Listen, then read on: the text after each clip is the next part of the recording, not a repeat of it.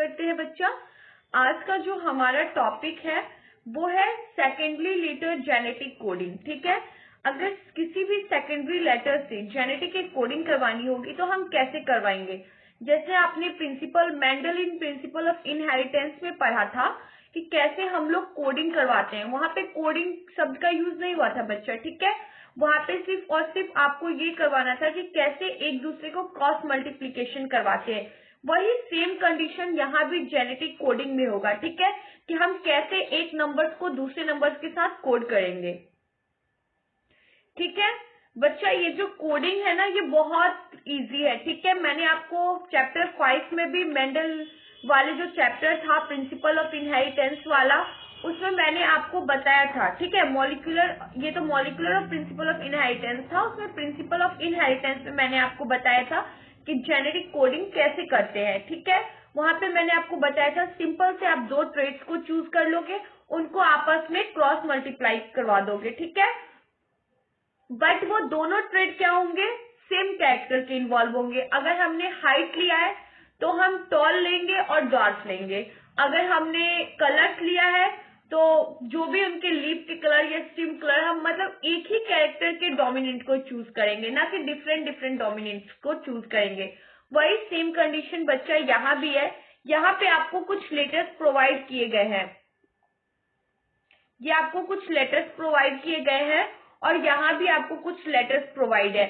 आपको कुछ नहीं करना है, सिर्फ इनको इनसे क्रॉस मल्टीप्लीकेशन करवाना है। ठीक है, इस यू से इस यू को मल्टीप्लाई करवाए, फिर बच्चा इस यू को तो इस यू से करवा दिया आपने, फिर इस यू को इस यू से करवाओगे, फिर ये सी को यू से करवाओगे और कुछ नहीं करना है।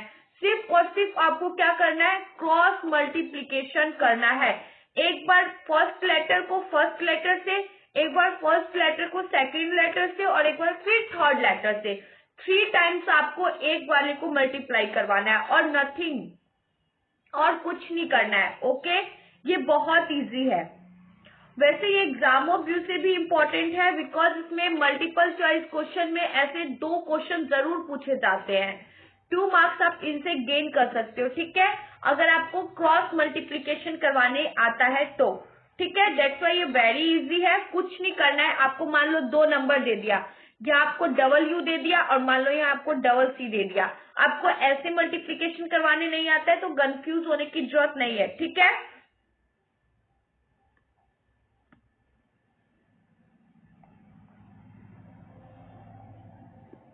मानो बच्चा कि आपको 2 ट्रेड्स मिल गए, 2 जेनेटिक कोड मिल गया।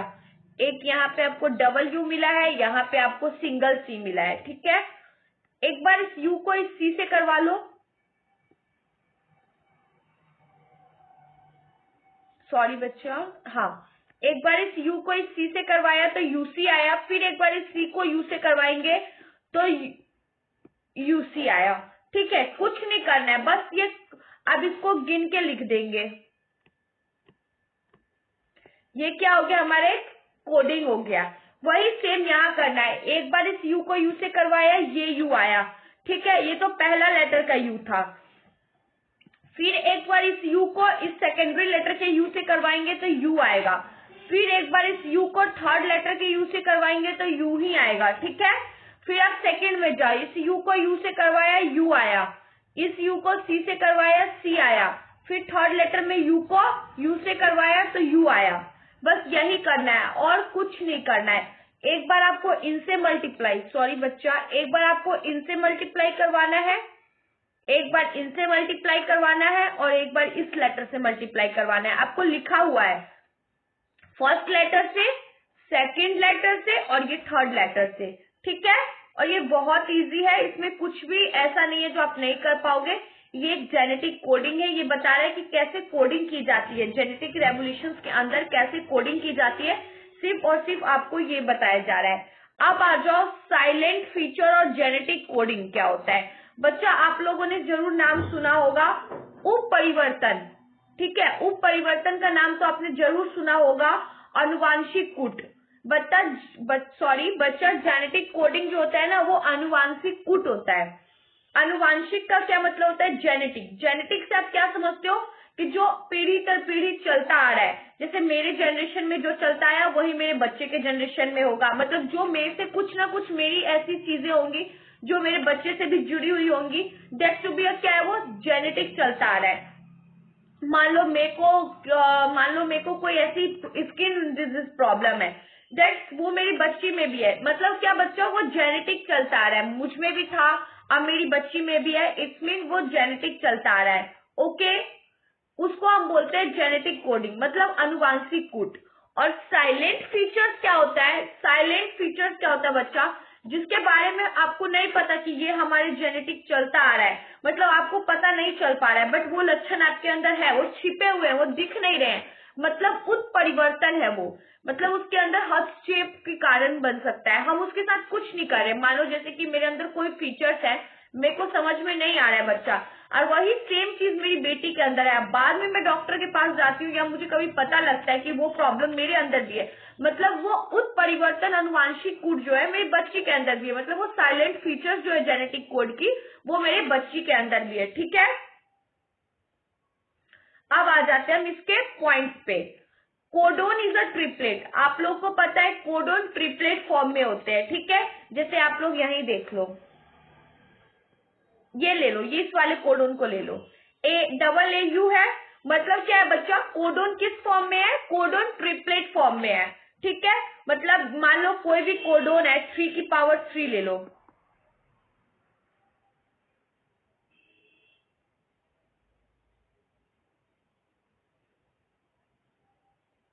थ्री की पावर 3 या 2 की पावर 3 ले लो, कुछ भी ले सकते हो आप, आपकी मर्जी है। ठीक है, पर आप जिस भी कोडोन को चूज कर रहे हो आपको याद रखना है कि उसकी पावर 3 होगी, क्योंकि कोडोन ट्रिपलेट फॉर्म में होता है। ठीक है,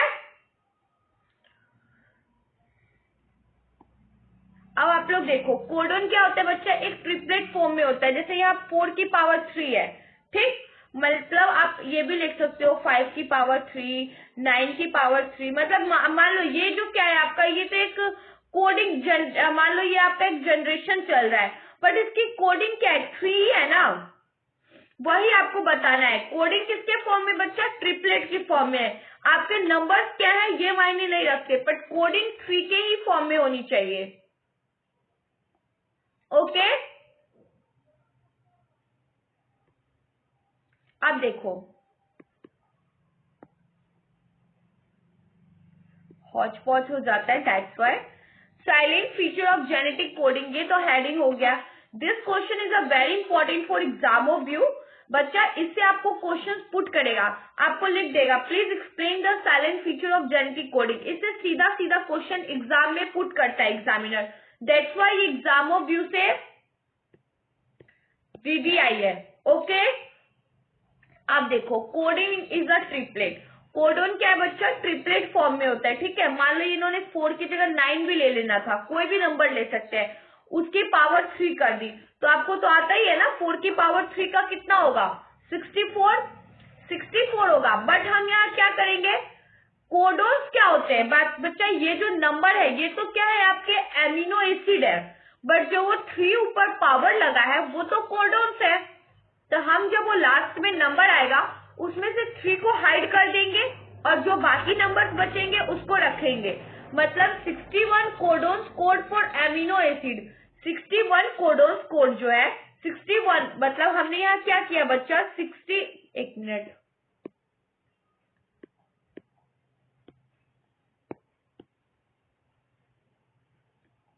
हमने यहाँ क्या किया बच्चा, 64 माइनस 3 कर दिया, इज टू बी 61। ओके, 61 क्या है बच्चा, ये हमारे कोडोन के कोड है, जो किसके लिए है, एमिनो एसिड के लिए है, वाइल 3 आर स्टॉप कोडोन, और 3 कोडोन को क्या कर दिया गया, स्टॉप कर दिया गया, रोक दिया गया, बिकॉज ऑफ द रीजन, क्योंकि 61 क्या है हमारे एमिनो एसिड के कोडोन, और बाकी 3 तो चलता आ रहा है जेनेटिक कोडिंग, वो साइलेंट फीचर्स की कोडिंग है, दैट्स व्हाई हमने उसको स्टॉप कर दिया। हम सिर्फ वहां जब ऐड करेंगे तभी शो करेंगे, बाकी उसको साइलेंट में रखेंगे। One codon code for a single specific amino acid. One codon का जो कोड होता है बच्चा, एक एमिनो एसिड का जो कोडोन होता है वो स्पेसिफिक किसके लिए होता है बच्चा? एमिनो एसिड के लिए होता है। वो सिंगल होता है और वो किसके लिए होता है? एमिनो एसिड के लिए होता है। Codon are यूनिबैगियस। कोडोन क्या होता है बच्चा? यूनिएम्यूबैगियस होता है, मतलब वो डीएनए और रेप्लिकेशन, जो आरएनए का रेप्लिकेशन, उनके बीच के अंदर का जो विशेष संबंध है उसकी कोडिंग करता है। Codon are degenerate. बच्चा कोडोन डीजनरेट होता है since some amino acid are coded by more than one codon. बच्चा कोडोन डीजनरेट होता है, आप लोगों को भी पता है, उसको डीजनरेट हो जाता है वो since amino acid are coded by more than one codon.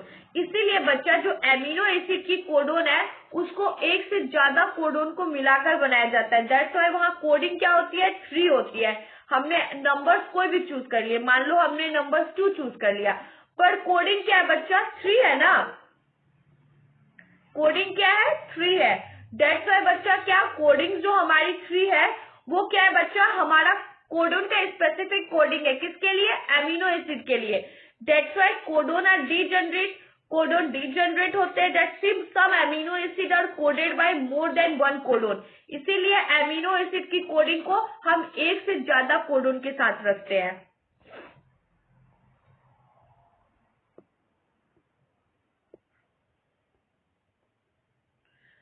Genetic code is a universal. आप सबको पता होगा बच्चा कि जो जेनेटिक कोडिंग होती है वो क्या होता है? यूनिवर्सल होता है, ठीक है। One codon code for same amino acid in all the species. आप देखो बच्चा, जनरेशन की बात कर रहे हैं तो आप लोगों को भी पता है कि उत्परिवर्तन होता रहता है। कभी अपर लेवल के डीएनए होंगे, कभी नीचे का डीएनए होगा। अगर हम डीएनए की बात करें तो उसके अंदर जेनेटिक कोडिंग आएगी ही आएगी, ठीक है। डीएनए क्या करता है? एक अपना फॉर्मेट निकालता है कि हम इस फॉर्मेट में वर्क करेंगे। तो बच्चा अगर एक कोडोन कोड अगर सेम है डीएनए के अंदर तो वो सारे स्पीसीज में सेम होंगे। वो ऐसा नहीं है कि मम्मी पापा में डिफरेंट है, बच्चा में डिफरेंट है, नहीं। अगर वो मेरा बच्चा है तो मेरे कोडिंग जो हो रहा है वो मेरे हस्बैंड की कोडिंग और मेरी कोडिंग को मैच करेगा। दैट्स व्हाई वो कोडिंग मेरे बच्चे में भी सेम होगा, मतलब मेरे बच्चे के स्पीसीज में भी सेम होगा। That's why one codon for same for amino acid. एक कोडोन जो होता है वो सेम होता है किसके अंदर? एमिनो एसिड के अंदर। That's to be in all species. Okay. Codon are read continuous. Codon क्या होते हैं? Codons are read continuous. बच्चा कोडोन क्या होते हैं? वो हमेशा कंटिन्यूअसली रीड करते रहते हैं। अपने फंक्शंस के दौर पे वो हमेशा अपने आप को रीड आउट करते रहते हैं, ठीक है। वो अपने फ्रीक्वेंसीज के थ्रू पता लगाते रहते हैं कि कौन सी कमी है या कौन सा मतलब उत्परिवर्तन हो रहा है, कौन सी जेनेटिक कोडिंग में कमी आ रही है, कोई भी लैक हो रहा है या प्रॉब्लम है। दैट्स व्हाई वो जेनेटिक कोडर्स क्या करते हैं? रीड करते रहते हैं अपने आप को कंटिन्यूअसली। ओके। उनका कंटिन्यूअसली 24 आवर वो फीचर्स में अप टू डेट रखते हैं। The lab punctuation. बच्चा देखो, मैंने अभी बताया था कि जेनेटिक कोडिंग क्या करता है? रीड करते रहता है कंटिन्यूअसली। दैट्स व्हाई वो क्या करता है? पता लगाते रहता है कोई लैक तो नहीं है, कोई प्रॉब्लम तो नहीं है, मतलब कंटिन्यूअसली वो क्या करता रहता है? वर्क करता रहता है। AUG has a dual function. बच्चा देखो, AUG क्या है? कोडोन्स है, एक कोडिंग का तरीका है that has a dual function. इसका फंक्शन कैसा बच्चा? ड्यूल फंक्शन है। ये डबल फंक्शन को शो करता है। Code for methionine act as a start codon. बच्चा देखो, कोड फॉर मिथोनिक, मिथोइन जो है, मिथोइन जिस आपका नाम, आपने मिथेन का नाम सुना होगा। दैट्स व्हाई बच्चा UHG जो है वो ड्यूल फंक्शन को ट्रेड करता है। कोडोन फॉर मिथोइन एसिड नहीं है, सॉरी बच्चा, methionine and act has a start codon. बच्चा देखो, कोड्स जो है वो मिथोइन का होता है बट वो कैसी हरकतें करना स्टार्ट कर देता है? लाइक अ कोडोन। ओके। अब हम पढ़ेंगे effect of mutation on genetic code.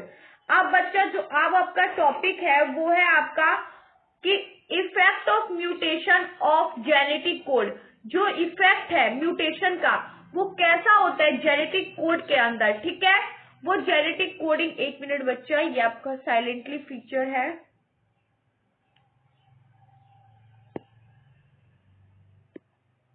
एक मिनट, आई थिंक कोई इश्यू आ जाता है, पेन वर्क नहीं करता है। हाँ, effect of mutation on genetic code. देखो बच्चा, इफेक्ट के बारे में हम बात करेंगे कि म्यूटेशन, जो इफेक्ट है म्यूटेशन का, वो जेनेटिक कोड के ऊपर क्या पड़ता है, ठीक है। अगर आपको बात की जाए कि मैं अगर आपको बोलूं कि इफेक्ट ऑफ म्यूटेशन इन आंतरिक अनुवर्ण अणु की बात की जाए तो आपको कुछ भी समझ में नहीं आएगा, बिल्कुल लगेगा कि मैम क्या बोल रही है, सर के ऊपर से जाएगा। बट बच्चा मैं आपको इसको बिल्कुल अपने लैंग्वेज में बताऊंगी, क्योंकि जो बायोलॉजी की हिंदी है ना इन चैप्टर्स की, जो थोड़ा बहुत केमिस्ट्री से रिलेटेड करती है, उनका हिंदी करना आप लोग के लिए इजी नहीं होगा। दैट्स वाई आप लोग को ये सब नहीं जानना है कि अनुवंशिक आंतरिक अणु क्या होता है, ये सब नहीं जानना है। ओके, आप सिर्फ इतना याद रखो कि जो म्यूटेशन है, जो म्यूटेशन का रोल है जेनेटिक कोडिंग के अंदर, उसका इफेक्ट क्या होता है जेनेटिक कोड के ऊपर। Mutation including insertion, deletion and rearrangement. बच्चा देखो, म्यूटेशन किसके किसके अंदर इंक्लूड होता है, इनर्टेशंस के अंदर, डिलीशंस के अंदर, रीअरेंजमेंट्स के अंदर, ठीक है। हमने म्यूटेशन में 2-3 पॉइंट्स पढ़ी थी, जहां पे हमने ओपनिंग क्लोजिंग्स की भी पॉइंट्स को रिलेट किया था बच्चा। तो म्यूटेशन की बात की जाए तो म्यूटेशन कहाँ पे इंक्लूड होता है। एक मिनट बच्चा, अगर आपको लाइन टू लाइन नहीं समझ में आएगा, दैट्स व्हाई वो भी एक प्रॉब्लम हो जाएगा। Mutation include insertion, deletions, rearrangement. Insertions जो है बच्चा, इनर्टेशंस जो है वो म्यूटेशन के अंदर किसका वर्क करता है, म्यूटेशंस के रोल के अंदर जो भी उसका प्रॉब्लम वगैरह है, या जो भी उसके पॉइंट्स को एक पॉइंट से दूसरे पॉइंट तक ट्रांसफर करने का है काम जो है, वो म्यूटेशन के अंदर कौन करता है, इनर्सेशंस करता है, इनर्टेशंस करता है। ओके, डिलीशन का काम भी म्यूटेशन के अंदर ही होता है, रीअरेंजमेंट की फॉर्मेट भी म्यूटेशन के अंदर भी होती है। ये तीनों फॉर्मेट में म्यूटेशन वर्क करता है। फर्स्ट में इनर्टेशंस आ गया, दूसरे में डिलीशन, तीसरे में रीअरेंजमेंट। ये म्यूटेशन का क्या है, फॉर्मेट प्रोसेस है। Okay, mutation result in change phenotypes. बच्चा देखो, म्यूटेशन का रिजल्ट कब चेंज हो जाता है, जब वो फिनोटाइप्स में होगा, ठीक है। आपको मैंने बताया था कि हमने जब रेप्लिकेशन और म्यूटेशन को पढ़ा था, वहां पे हमने प्रोकैरियोटिक यूकैरियोटिक पढ़ा था, ठीक है। वही बच्चा यहाँ अगर बात की जाए तो म्यूटेशन का रिजल्ट कब चेंज हो जाता है, जब वो फिनोटाइप्स में होता है। And disease such as sickle और सेल अनीमिया। बच्चा देखो, म्यूटेशन का रिजल्ट कब चेंज हो जाता है, जब वो फिनोटाइप्स में होता है, ठीक है। एंड डिजीज सच एज, अगर कोई डिजीज वगैरह से रिलेट कर रहा है, such as sickle cell anaemia, मान लो वो डिजीज सिकल सेल एनीमिया है, दैट्स वाई क्या होगा, चेंज, उसके अंदर चेंजेस आ जाएंगे, तुरंत परिवर्तन नजर आ जाएगा। मान लो ये कोडिंग होगी JLU, वो VAL में चेंज हो जाएगा in gene coding for beta globin chain. बच्चा देखो, मैंने अभी आपको बताया था कि हमारे बॉडी के अंदर DNA किस फॉर्मेट में काम करता है, जेनेटिक कोडिंग के फॉर्मेट में काम करता है। हमें नहीं दिखता है बच्चा कि कैसी कैसी कोडिंग्स हमारे बॉडी में है, बट जैसे ही आप अगर उसको DNA के फॉर्मेट में लगाओगे तो आपके अपने बॉडी के अंदर पूरी जेनेटिक कोडिंग शो होना शुरू कर देगी। एक मिनट बच्चा, हाँ, वैसे आपके बॉडी के अंदर जेनेटिक कोडिंग होना शुरू हो जाएगा। तो बच्चा देखो, मैं आपको बताती हूँ, एक मिनट। आपका जो म्यूटेशन का, हम इसी पॉइंट को रिलेट कर रहे हैं, म्यूटेशन का जो रिजल्ट है बच्चा, वो चेंज हो जाएगा किसमें, फिनोटाइप में। एंड डिजीज, मान लो कोई भी डिजीज से हम रिलेट कर रहे हैं, सिकल सेल एनीमिया है या मिथोइनिक एनीमिया है, कुछ भी है, हम किसी भी डिजीज से रिलेट कर रहे हैं, दैट हमारे डिजीज के अंदर जो कोडिंग है, यहाँ पे इन्होंने JLU दे रखा है, आप इनको AUU भी ले सकते हो, ठीक है। वो मान लो AUGC में चेंज हो जाता है, दैट्स क्या है बच्चा, जीन की कोडिंग तुरंत चेंज हो रही है, किसकी वजह से बच्चा, सिकल सेल एनीमिया की वजह से, ठीक है। बिकॉज ऑफ द रीजन बच्चा, बीटा ग्लोबिन चेन जो है ऑफ हेमोग्लोबिन, ब्लड के अंदर, ब्लड की बात हो रही है, ब्लड वेसल सेल्स की भी बात हो रही है, जो हमारा बीटा ग्लोबिन चेन है किसके अंदर, हेमोग्लोबिन के अंदर। Such mutation are called joint mutation.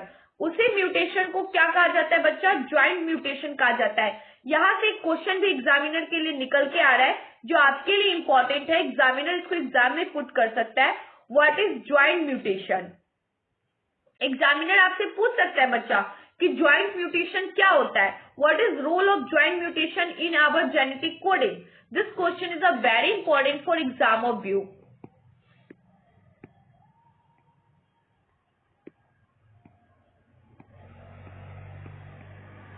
अभी भी पता है कुछ बच्चे ऐसे होंगे मेरी क्लासेस में जिनको ये नहीं पता होगा कि मैम ये चीजें समझ में नहीं आ रही। बच्चा चीजों को समझने आपके ऊपर डिपेंड करता है कि आप किस व्यू में मेरी बातों को ले रहे हो। ओके, दैट्स व्हाई मैं ये कहना चाहती हूँ कि जैसे कि आपको कोई चीज समझ में नहीं आ रहा है तो घबराना नहीं है। उस टॉपिक से सिर्फ अभी एग्जाम्स में बहुत कम टाइम रह गया है, दैट्स व्हाई उस टॉपिक से सिर्फ जो मैं इम्पोर्टेंट बता रही हूँ उसको आप ले लो, बाकी को छोड़ दो, क्योंकि बाकी पढ़ने का टाइम तो रहा नहीं आपके पास, आपने टाइम वेस्ट कर दिया। दैट्स व्हाई जो इम्पोर्टेंट टॉपिक्स को मैं रिलेट करवा रही हूँ, रिकॉल करवा रही हूँ, बार बार मैं वहां वीवीआई लिख रही हूँ, उसको आप ले लो। बिकॉज ऑफ द रीजन वो एग्जाम के पर्पज से वीवीआई है बच्चा।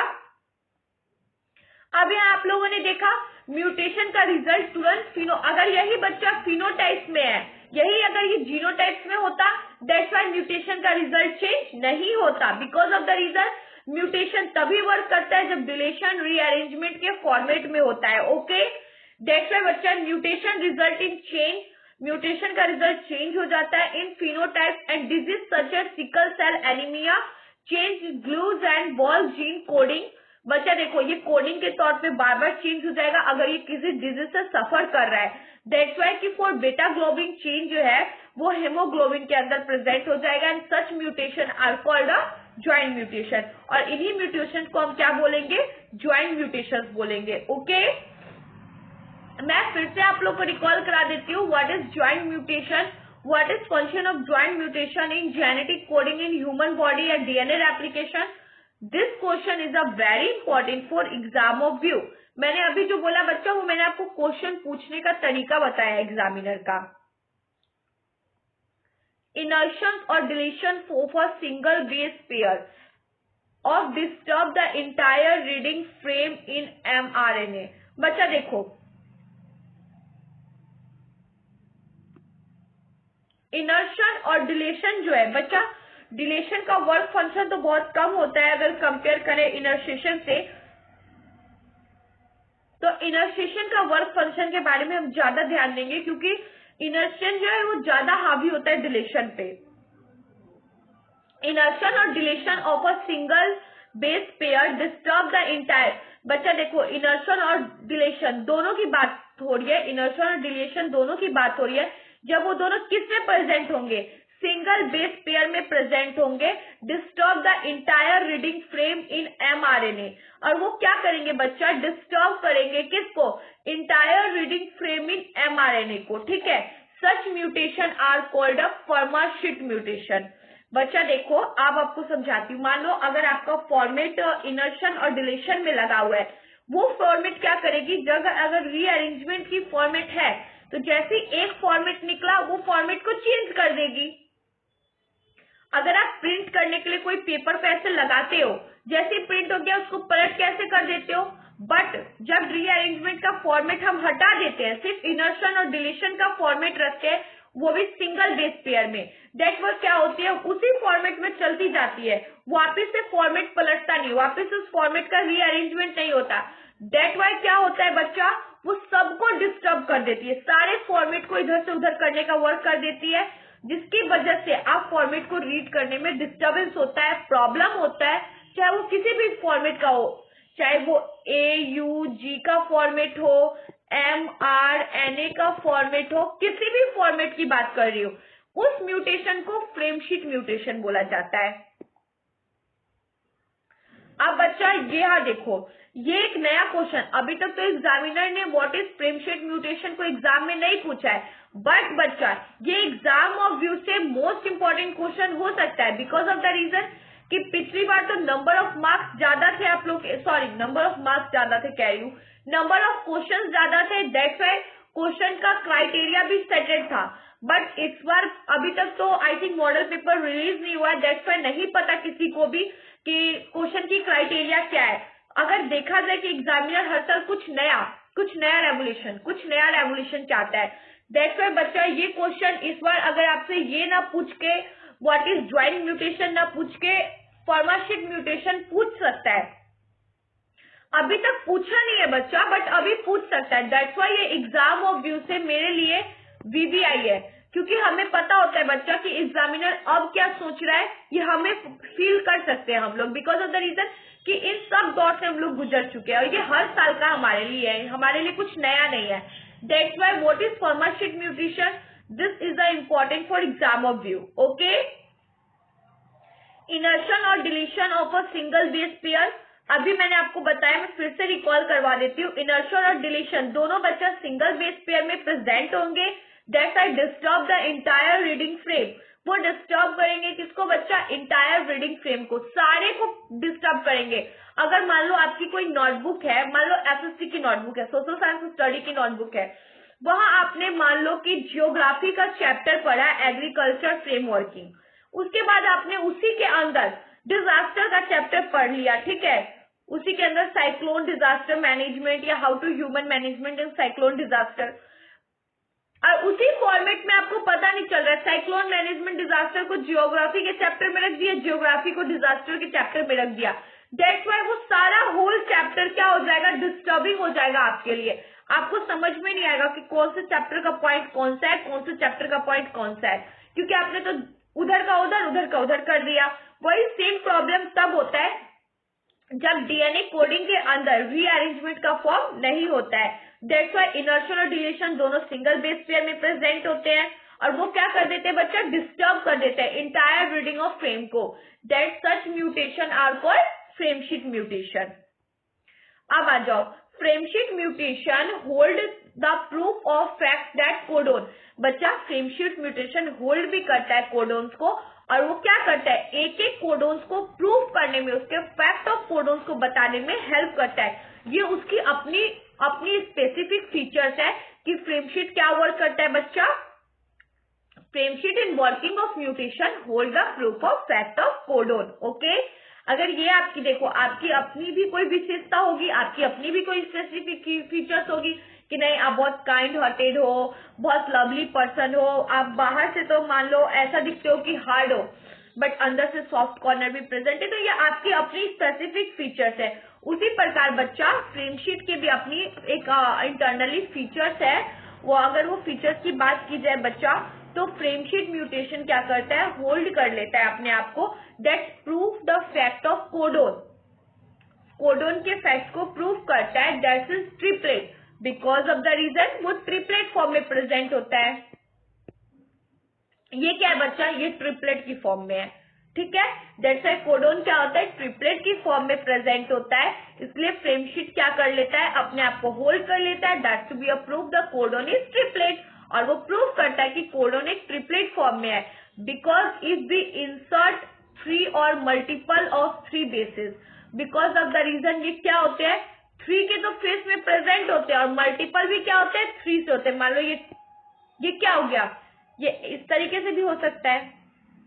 एक मिनट, आप बोलोगे मैम आप सांप सीढ़ी खेल रहे हो, 3 बना रहे हो, मान लो कभी 2 की पावर 3 हो सकती है, कभी 3 की पावर 3 भी तो हो सकती है, मतलब इनर्ट क्या करते हैं, 3 मल्टीपल 3 बेसेस के फॉर्म में होते हैं, ठीक है, जो बेस है उसको 3 टाइम्स मल्टीपल कर दो, ठीक है, ये बोल रहा है ये। Follow by the deletion of the same number of bases, आप ये भी कर सकते हो कि आप सेम नंबर का बेस भी रख लो, और कोडोन की तो 3 नंबर में फॉर्मेट ही होती है, that's why the reading format will be remain unaltered, और वो क्या होगा, फ्रेम क्या होगा, रिमेन रह जाएगा, सेम कंडीशन में कांस्टेंट रह जाएगा, उसके साथ कोई छेड़खानी नहीं होगी। मैं आपको बताती हूँ बच्चा, फ्रेमशीट म्यूटेशन अपने आप को होल्ड कर लेता है, दैट्स व्हाई वो अपने आप को प्रूव करता है, frameshift mutation hold and prove the codon is triplet. बच्चा देखो, फ्रेमशीट म्यूटेशन जो होता है वो होल्ड कर लेता है, दैट्स व्हाई वो प्रूव करता है द फैक्ट ऑफ कोडोन, कि कोडोन की रियलिटी की फैक्ट क्या है, उसकी असलियत क्या है, दैट इज अ ट्रिपलेट, क्योंकि वो ट्रिपलेट के फॉर्म में होता है, 3 के फॉर्म में होता है, बिकॉज इफ वी इंसर्ट 3 और मल्टीपल ऑफ 3 बेसेस। देखो बच्चा, आप मान लो कि जो बेस है उसको 3 टाइम मल्टीपल कर लोगे, ठीक है, मल्टीपल कर लोगे, जैसे 2 की पावर 3 है तो 2 को 3 टाइम्स मल्टीपल कर लोगे, यही बोल रहा है। Follow by the deletion of same number.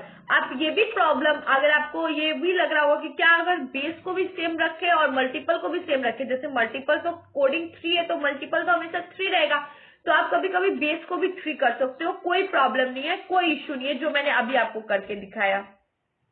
ठीक है, that's why the reading will be frame remain same, और जो फ्रेम की जो रीडिंग होगी वो क्या होगी, सेम होगी। ओके, अब इसको रफ करते हैं और हमारा न्यू टॉपिक स्टार्ट करते हैं। बच्चा देखो, मैंने इस चैप्टर में आपको जो भी प्रीवियस क्लासेस में पढ़ाया है, जैसे कि DNA, replication of DNA, features of DNA, genetic coding, mutation, RNA, difference between RNA and DNA. बच्चा ये क्वेश्चन एग्जाम और व्यू से मोस्ट इंपॉर्टेंट है।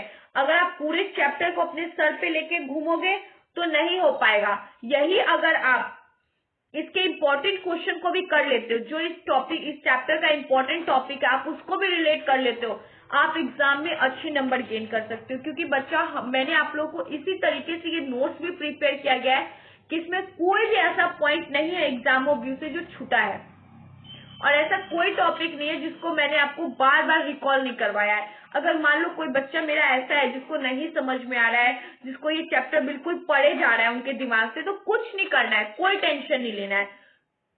मैं आप लोगों को इम्पोर्टेंट क्वेश्चन भी करवाऊंगी, हर चैप्टर का स्पेसिफिक जितने इंपॉर्टेंट क्वेश्चन है मैं उसको भी आपको प्रिपेयर करवाऊंगी। बट आपको उस क्वेश्चन पे डिपेंड नहीं रहना, आपको क्या करना है, नोट्स को रीड आउट करना है, सिर्फ रीड कर लो। मैं ये भी नहीं कह रही हूँ कि रट्टा मारो, सिर्फ रीड करना है। ओके, नोट्स को स्पेसिफिक रीड करना है, और जो इम्पोर्टेंट चैप्टर वाइज जो मैं अभी पढ़ाने के साथ साथ आपको अंडरलाइन करके इम्पोर्टेंट बता रही हूँ उसको लर्न करना है, उस टॉपिक को सिर्फ रीड आउट करके लर्न करना है। बाकी जो टॉपिक मैं बोल रही हूँ एग्जाम और व्यू से इम्पोर्टेंट नहीं है, उस पर ध्यान नहीं देना है। Okay, you get it my point. अब देखो, हम डीएनए के कोडिंग का स्ट्रक्चर देखेंगे, ट्रांसलेशन, रेगुलेशन और जीन एक्सप्रेशन देखेंगे कि मान लो कोई भी कोडिंग होती है तो उसका रेगुलेशन का फॉर्म कैसा होता है, जीन का एक्सप्रेशन कैसा होता है, और कैसे ट्रांसलेशन का प्रोसेस होता है। ठीक है, तो हमारा कोडिंग क्या है बच्चा, टीआरएनए।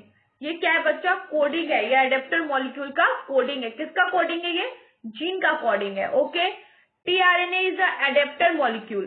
टीआरएनए क्या है, एक एडेप्टर मॉलिक्यूल है। On one hand it read the genetic code, और दूसरे हाथ में ये क्या करता है, रीड करता है, दैट्स व्हाट, जेनेटिक कोड को। Okay, and one the other hand it's bind specific amino acid. और दूसरी तरफ देखा जाए बच्चा, देखो टीआरएनए जो है वो एक एडेप्टर मॉलिक्यूल्स है। Okay, you get it my point. और अगर एक तरफ देखा जाए तो ये क्या करता है, जेनेटिक कोडिंग को रीड करने में हेल्प करता है। ठीक है, और वहीं अगर दूसरी चीज, उसकी दूसरी स्पेसिफिक फीचर देखी जाए तो ये क्या होता है, बाइंड होता है। किससे, स्पेसिफिक एमिनो एसिड से ये बाइंडेड होता है। ठीक है, ये कौन बाइंडेड होता है, टीआरएनए, एडेप्टर मॉलिक्यूल। आप सिर्फ टीआरएनए को यहाँ पे नहीं ले सकते हो, किसी भी एडेप्टर मॉलिक्यूल्स की अगर आप फीचर्स को देखोगे बच्चा, तो एक तरफ ये क्या होता है, जेनेटिक कोडिंग को रीड करता है, उसमें हेल्प करता है। ये उसकी क्या है, ये उसकी जेनेटिक कोडिंग को एक्सप्रेस करने का तरीका है। अगर दूसरी तरफ देखोगे तो ये बाइंड होता है किससे, स्पेसिफिक एमिनो एसिड से। TRNA has a anticodon loop. TRNA का क्या होता है बच्चा, वो एंटीकोडोन लूप में होता है। ठीक है, लूप किसको बोलते हैं बच्चा, मान लो जैसे ये एक साइक्लिक टाइप का है, ये क्या है बच्चा, एक लूप है। ठीक है, अगर आप लोग देखोगे तो फिजिक्स में आप लोगों ने पढ़ा होगा magnetic field and lines, magnetic loops, that's why वही लूप्स यहाँ भी है। TRNA has a anticodon loops. TRNA का क्या है बच्चा, वो एक एंटीकोडोन लूप में प्रेजेंट होता है। इट हैज बेसेस कंप्लीमेंट्री, उसके बेसेस क्या होते हैं, कंप्लीमेंट्री होते हैं, उसमें कोई शो आउट इफेक्टिवेशन नहीं होता है, इफेक्टिवेशन नहीं होता है। ठीक है, आप पता नहीं क्या सुनाई दे रहे आप लोगों को, इसलिए मैं रिपीट कर दे रही हूँ। टीआरएनए क्या होता है बच्चा, एंटीकोडोन्स होता है। ठीक है, it has bases complementary to the mRNA code. Complementary bases होता है, अगर कंपेयर करें किसके द्वारा, एमआरएनए कोड के द्वारा। And an amino acid adaptor. और एमिनो एसिड इसके अंदर क्या होता है बच्चों, हमेशा एडेप्टर का रोल प्ले करता है जब उनकी एंडिंग पॉइंट होती है, where bind the corresponding amino acid. और जब देखा जाए कि वो किससे बाइंड होते हैं, तो वो लोग क्रॉसपॉन्डिंग एमिनो एसिड से बाइंड होते हैं, चाहे वो mRNA हो या tRNA हो। ठीक है, वो क्या होंगे बच्चों, बाइंडेड होंगे किससे, एमिनो एसिड से। ठीक है, ये दोनों किसी भी एडेप्टर मॉलिक्यूल्स को अगर आप उठा के रखोगे तो वो तो जेनेटिक कोडिंग को रीड करेंगे ही करेंगे। अगर वो कोई भी एंटी कोडोन्स भी है, अगर उनका बेसिस कम्प्लीमेंट्री भी है बच्चा, फिर भी अगर कोई दूसरा एडेप्टर कोडिंग उसमें आके प्रेजेंट हो जाता है, उसमें हिस्सा मांगने लगता है, दैट्स व्हाई वो दोनों क्रॉसपॉन्डिंग में रखा जाए, दोनों को अलग अलग डायरेक्शन में रखा जाए, दो भी देखोगे तो वो एमिनो एसिड से बाइंडेड होते हैं। ठीक है, initiation tRNA, this tRNA is essential for initiation of translation and has AUG in anticodon loop। देखो बच्चा, अगर इनिटेशन के थ्रू देखा जाए, ये ट्रांसलेशन की प्रोसेस में अगर आप इनिटेशन के थ्रू देखना चाहोगे किसको, tRNA को, तो ये tRNA क्या है बच्चा, ये इसेंशियल है फॉर इनिटेशन फॉर ट्रांसलेशन। इनिटेशन जो tRNA है वो बहुत जरूरी है, इसेंशियल है, किसके लिए, फॉर इनिटेशन के लिए ऑफ ट्रांसलेशन। अगर tRNA अगर इनिशिएशन के लिए जरूरत नहीं होगा, अगर आपको किसी चीज की जरूरत नहीं है बच्चा, तो आपको नहीं मिलेगा। उसी प्रकार से अगर इनिटेशन की प्रोसेस में एडेप्टर मॉलिक्यूल tRNA प्रेजेंट हो जाता है तो वो बहुत इसेंशियल है, बहुत जरूरी है, because of the process of translation. क्योंकि जब तक इनिटेशन में एडेप्टर कोडिंग प्रेजेंट नहीं होगा तब तक ट्रांसलेशन का प्रोसेस कंप्लीट नहीं होगा। Has AUG in anticodon loop, और AUG किसमें प्रेजेंट होगा बच्चा, एंटीकोडोन लूप में प्रेजेंट होगा।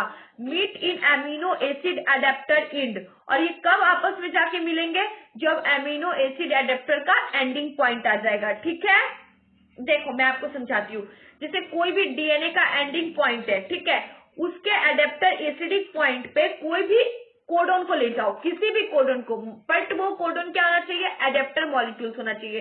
ठीक है, देन वो क्या करेगा बच्चा, जब तक उसके अंदर इनिटेशन की प्रोसेस नहीं शुरू होगी, पहले इनिटेशन, डिलीशन और रीअरेंजमेंट आपने पढ़ा था ना, तो वो लोग एक फॉर्मेट में काम करते, तो पहले अगर इनिशिएशन प्रेजेंट नहीं होगा तो वो ट्रांसलेशन का प्रोसेस को कंप्लीट नहीं करेगा।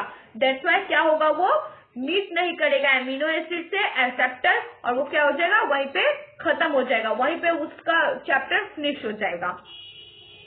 There are no tRNA stop coding, tRNA का कोई स्टॉप कोडिंग्स नहीं होता है। ठीक है बच्चा, हमने जो भी पढ़ा structure of tRNA, process of translation, regulation और gene expression, this is not important for exam of view, but NCERT में दे रखा है, इसलिए मैंने आपको रिकॉल करवा लिया है, क्योंकि हमने इनिटेशन, डिलीशन, म्यूटेशन के अंदर इनिटेशन, डिलीशन और रीअरेंजमेंट हमने तीनों को कवर कर लिया है।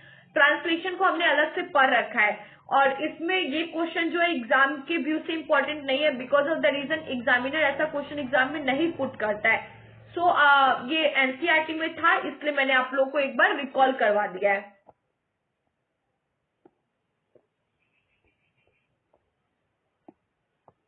एक मिनट बच्चा, अब हमारा जो टॉपिक है वो ट्रांसलेशन, मतलब रूपांतर। स्थानांतर क्या होता है, रूपांतर क्या होता है, हम उसके बारे में जानेंगे।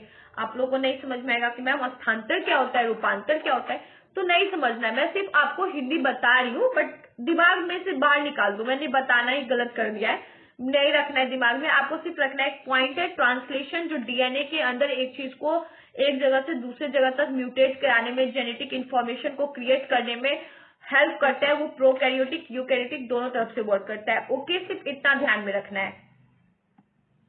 हमारा जो बच्चा टॉपिक है ट्रांसलेशन, उसके अंदर देखो जो mRNA होता है वो कंटेन करता है किसको, जेनेटिक इंफॉर्मेशन को। ठीक है, ट्रांसलेशन के अंदर ही कोई भी जेनेटिक कोडिंग प्रेजेंट होगी, दैट्स व्हाई वो क्या करती है बच्चा, कंटेन करती है जेनेटिक इंफॉर्मेशन को। ठीक है, अगर मेरी ही बॉडी के अंदर मान लो कि मेरा बच्चा है और मेरी बॉडी है, और मैं कभी अपने बच्चे से गुम हो गई और मेरे को पता नहीं चल रहा है कि मेरा बच्चा, जैसे मुझे वो बच्ची मिल गई, मेरे को उसकी इंफॉर्मेशन जेनेटिक तरीकों से लग रहा है कि वो मेरी बच्ची है, तो मैं क्या कर सकती हूँ, सीधा डीएनए के फॉर्मेट में ट्रांसलेशन के थ्रू पता लगा सकती हूँ कि नहीं, उसके अंदर जाऊंगी, मेरी genetic information genetic information match करेगा, दैट्स मीन वो क्या हुआ कि वो मेरी बच्ची है, ठीक है। अगर ऐसे वो किसके थ्रू होता है कि आपको जेनेटिक लग रहा है कि लग रहा है, पूरा श्योर नहीं हो, लग रहा है, तब आप सीधा डीएनए में ट्रांसलेशन के प्रोसेस के थ्रू पता कर सकते हो। ऐसे आपको अगर कोई रिव्यू के लिए चाहे वो आपको मान लो वो आपको एक तरीके से मान लो कि आपका जैसे कि डीएनए आपको इस तरीके से पता लगाना है कि आप कोई फैमिली प्रॉब्लम है, कोई शक है किसी पुलिस के एविडेंस के लिए, तो आपको पूरे डीएनए फॉर्मेट से होके गुजरना पड़ता है, ठीक है। इस मतलब डॉक्टर का रिव्यू के जब तक रिव्यू नहीं आ जाता तब तक। mRNA contain the genetic information which is translated into the amino acid। बच्चा mRNA है वो कंटेन करता है जेनेटिक इंफॉर्मेशन को which is translated into the amino acid, जिसको कहाँ ट्रांसलेट किया जाता है, एमिनो एसिड के अंदर, ठीक है। Sequence with the help of tRNA. Sequence क्या करता है बच्चा, देखो जेनेटिक कोडिंग का एक सीक्वेंस होता है, जैसे फर्स्ट सीक्वेंस, सेकेंड सीक्वेंस, जैसे कि आपको मैंने वहां पे क्रॉस मल्टीप्लीकेशन करना सिखाया था जेनेटिक कोडिंग में, वहां आपने देखा होगा कुछ इस टाइप्स की लाइनिंग थी। यहाँ पे second letter, first letter, third letter, ये क्या है बच्चा, एक जेनेटिक की कोडिंग करने का सीक्वेंस है। हर चीज सीक्वेंस में प्रेजेंट होता है, ओके। वैसे जेनेटिक कोडिंग भी क्या होता है, सीक्वेंस में प्रेजेंट होता है, ओके। तो the mRNA contain the genetic information. MRNA क्या करता है बच्चा, कंटेन करता है किसको, जेनेटिक इंफॉर्मेशन को, which is translated into the amino acid, जिसको हम कहाँ ट्रांसलेट कर देते हैं, एमिनो एसिड के अंदर। अच्छा बच्चा मैं आपको बताती हूँ, जहां हम डीएनए की बात करते हैं वहां पे बहुत सारे एंजाइम्स, बहुत सारे एसिडिक फॉर्मूला, बहुत सारे स्ट्रक्चरल फॉर्मूला प्रेजेंट होते हैं, क्योंकि डीएनए ऐसी नहीं ना बता देता है बच्चा कि आप मेरे बच्चे हो, चाहे वो मेरा बच्चा है। वो पेरेंटल बॉडी का बिल्कुल स्ट्रक्चरल फाइंड करके बिल्कुल मीट करता है कि क्या वो उस बच्चे से मैच कर रहा है, दैट्स वाई तब कंफर्म होता है कि वो आपका बच्चा है। तो डीएनए एक ऐसा फॉर्मेट निकालता है बच्चा, वो सारे फॉर्मेट एसिडिक पे ही डिपेंड करते हैं, ठीक है। दैट्स वाई इसके अंदर बहुत सारे एसिडिक, एंजाइम, फंक्शनल स्ट्रक्चर, बहुत कुछ प्रेजेंट होता है। दैट्स वाई बच्चा जो एमआरएनए है वो कंटेन करता है जेनेटिक फॉर्मेशन को। जेनेटिक फॉर्मेशन क्या कर देता है बच्चा, which is translated into the amino acid, उसको ट्रांसफर कर देता है किसके अंदर, एमिनो एसिड के अंदर। Sequence with the help of tRNA, जो सीक्वेंस में टीआरएनए प्रेजेंट है बच्चा, वो हेल्प करता है एमिनो एसिड और फ्लोमाइड। एमिनो एसिड क्या है, पॉलीमर्स्ड है टू फॉर्म है पॉलीपेप्टाइड, और वो क्या फॉर्म कर देता है, पॉलीपेप्टाइड फॉर्म कर देता है। मान लो ये कहना चाहता है कि एमआरएनए को कंटेन करता है जेनेटिक इंफॉर्मेशन और उसको एमिनो एसिड के अंदर ट्रांसफर कर देता है। अगर उसी सीक्वेंस के हेल्प से टीआरएनए जो एमिनो एसिड में ट्रांसफर करता है जेनेटिक कोड को, उसी सीक्वेंस के हेल्प से आप क्या कर सकते हो, एमिनो एसिड से फ्लोमाइज्ड बना सकते हो, पॉलीमराइज्ड बना सकते हो, और उसी के थ्रू आप पॉलीपेप्टाइड भी बना सकते हो। जैसे कि जो ये पॉलीमर्स है उसको आप क्या कर सकते हो, कन्वर्ट कर सकते हो पॉलीपेप्टाइड में, okay. Amino acid are joint by peptide bond, और एमिनो एसिड जो होता है बच्चा पेप्टाइड बॉन्ड से ज्वाइंट होता है, ठीक है। ये रिलेट करता है कौन से बॉन्ड से बच्चा, पेप्टाइड बॉन्ड से, ओके बच्चा। हाँ, amino acid are joint by peptide bond. This question is also important for exam of you, because of the reason एक बार मल्टीपल चॉइस क्वेश्चन में क्वेश्चन पूछा गया था, आई थिंक 2016 के सी सेट में पूछा गया था एमसीक्यू में कि which bond is joint by amino acid, और बहुत सारे उसमें एग्जाम्पल थे, उसमें का राइट था पेप्टाइड, ठीक है। दैट्स वाई ये इस बार भी पूछा जा सकता है। First of all charging of tRNA, अगर हम सारे चार्जिंग पॉइंट्स को देखें किसको, एमिनो एसिड के टीआरएनए को, तो amino acylation of tRNA take place. Amino acid के अंदर एसिलेशन का जो प्रोसेस होता है उसके अंदर टीआरएनए को क्या मिलता है, एक जगह मिली जाती है, एक स्पेसिफिक जगह दी जाती है। In this amino acid are activated, उस टाइम पे एमिनो एसिड क्या होता है बच्चा, एक्टिवेट हो जाता है अपने वर्क के लिए in the presence of ATP, under phosphate drop molecules होता है ये। देखो बच्चा, जैसे ही first of all charging point की बात की जाए किसको, एमिनो एसिड की, तो जैसे एमिनो एसिलेशन के अंदर कोडिंग को जगह मिल जाती है बच्चा, amino acid is activate, amino एसिड क्या हो जाता है, एक्टिवेट हो जाता है वहां पे। That presence of ATP under triphosphate molecules को एटीपी का नाम दिया गया है, ठीक है। और इसको एंडोसाइन ट्राइफॉस्फेट बोला जाता है, ठीक है। ये 32 मॉलिक्यूल्स का ग्रुप होता है। And link their corresponding tRNA, और उनका लिंक किससे होता है, टीआरएनए से होता है, क्रॉसपॉन्डिंग टीआरएनए से होता है, okay. Ribose are work benches of translation. बच्चा राइबोज जो है, राइबोसोम्स जिसकी बात करते हैं, राइबोसोम्स एक सुगरलिक बॉडी के अंदर सुगरलिक ग्लाइकोजिन में प्रेजेंट होता है, उसको राइबोसोम्स बोलते हैं। वो क्या करता है, वर्क बेंचेस ऑफ ट्रांसलेशन का काम करता है। राइबोसोम्स हैव अ टू सब यूनिट्स और लार्ज सब यूनिट्स और स्मॉल सब यूनिट्स। बच्चा देखो, राइबोसोम्स का वर्क है, वो वर्क बेंचेस में ट्रांसलेशन का काम करता है, ठीक है। दैट्स व्हाई राइबोसोम्स 2 यूनिट्स में प्रेजेंट होते हैं, एक है लार्ज सब यूनिट्स और एक है स्मॉल सब यूनिट्स, ठीक है। अब देखो बच्चा, स्मॉलर सब units come in contact with mRNA. जो आपका स्मॉलर सब यूनिट्स है वो किसकी कॉन्टेक्ट में आता है, एमआरएनए की कॉन्टेक्ट में आता है, to initiate the process of translation. जो क्या करता है, ट्रांसलेशन के प्रोसेस में हेल्प करता है, ओके।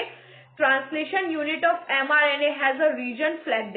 ट्रांसलेशन का जो एमआरएनए का यूनिट है उसका ट्रांसलेशन यूनिट क्या होता है बच्चा, स्टार्ट कोडोन स्टॉप कोडोन। उसका एक 2 ही पॉइंट होता है। देखो बच्चा, इसमें 2 यूनिट्स की बात की है, लार्ज और स्मॉल यूनिट्स की।